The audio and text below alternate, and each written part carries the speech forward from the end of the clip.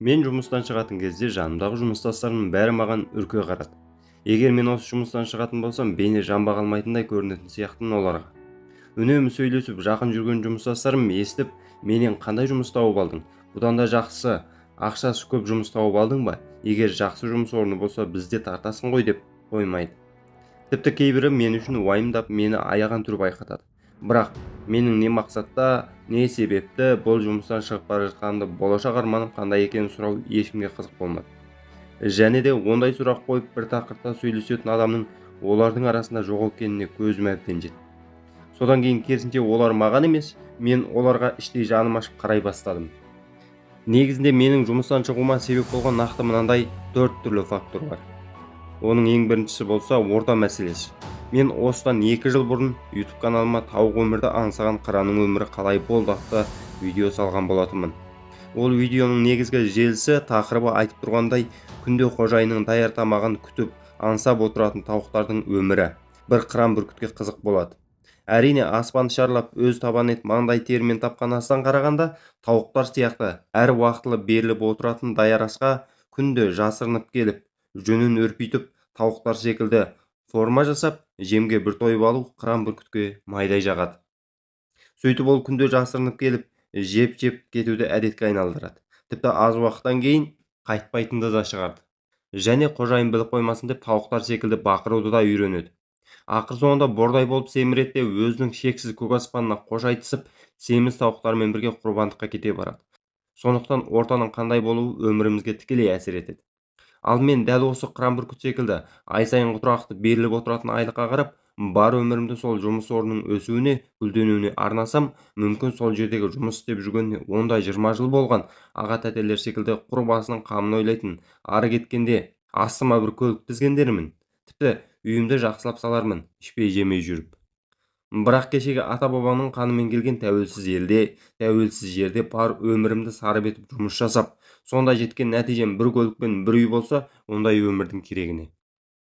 Керісінше ата-баба жолын қуып, талмай еңбек етіп, өзі азғантай халық саны бар қазақ елінде сырттан жұмысшылар алдырып, өзіміз білім мен ғылымның жолын қуып, әлемді тамсандырып отырсақ, керемет емес пе?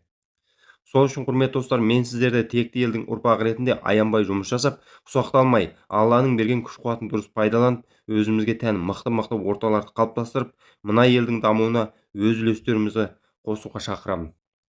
Екінші уақыт мәселесі болды. Мысалға, өзімнің істеген жұмысым 12 сағаттық жұмыс. Яғни 12 сағат жұмыс жасап 24 сағат демалатын едім. Және жұмыс пен үйдің арасына 1 сағат уақытымды жолға кетіретін едім.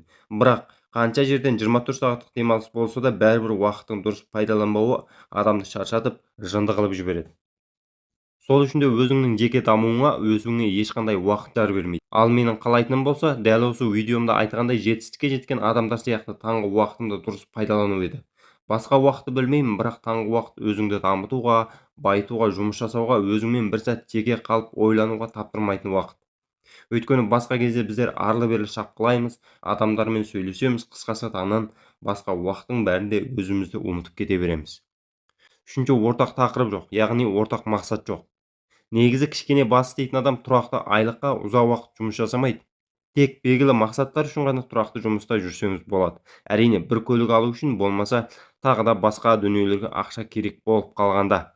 Көп адамдардың қателігі дәл осы жұмыс менің өмірім деп ойлайды. Сөйтеді де сол жұмыс орнында адамдармен қызу қарым-қатынас жасай бастайды, той-томалақтарына қатысады. Қысқасы, ақша табам деп жүріп, көп адамдар сонымен бірге қарызданып жүреді. Сосын барып, айлықтан айлыққа жетудің өзі бір мақсат болып қала береді. Негізінде шынайы өмір ол емес. Шынайы өмір деген мүмкіндіктерге толы. Өмір деген тура осы сияқты, алдыңнан сан мыңдаған мүмкіндіктер сабылып өтуде. Бірақ сен қадам жасаудан қорқасың. Ал егер де дәл осылай қадам жасап бастасаң, өмірдің саған берер сыйы бөлек. Сол үшін де тұрақты айлыққа жұмыс жасау, ол сіздің белгілі бір мақсатыңыз үшін ғана болу керек. Сонда ғана сіз ешқашан шаршамайсыз және тоқтаусыз өсіп отырасыз. Төртінші, әрине арман бөлек. Мен ол жұмысты өзімнің белгілі мақсатымды орындау үшін ғана істеген едім. Бірақ сол жұмыста қалу, тұрақты істеу, бастықтардың көзіне түсіп қалмау сияқты арманы көп адамдарда бар екен. Сол себепті ондай кісілердің арманы өмірінің соңына дейінгі мүмкін бір көлік және жақсырақ бір үй салып алу шығар.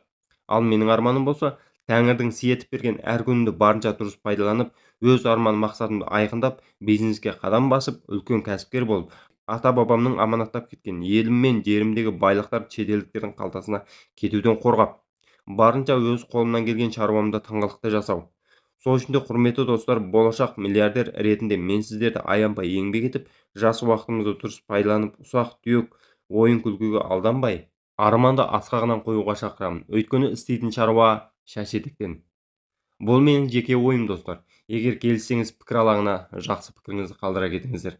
Мүмкін ойымды бұдан да әдемілеп жеткізу керек шығар, бірақ достар, сонда да қолдау білдіріп, бейнемізге лайк басып, арнаға жазылып қойсаңыздар, нұр үстіне нұр болар еді. Рахмет.